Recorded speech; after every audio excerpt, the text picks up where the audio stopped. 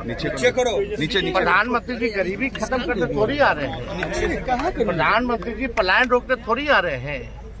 प्रधानमंत्री जी पढ़ाई, दवाई, कमाई, सिंचाई की बात करते थोड़ी आ रहे हैं। प्रधानमंत्री जी फिर से ठगने आ रहे हैं, लंबा चौड़ा भाषण देने आ रहे हैं। लालू जी हम लोग को गाली देने आ रहे हैं। अब प्रधानमंत्री जी आ रहे हैं तो मेरा सवाल है कि तीनों जमाइयों को माला पहनाएंगे, स्वागत करेंगे मंच पे?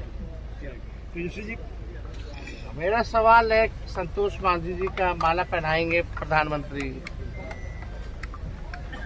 या अशोक चौधरी जी के दामाद को पहनाएंगे, या चिराग पासवान जी के जीजा जी को पहनाएंगे?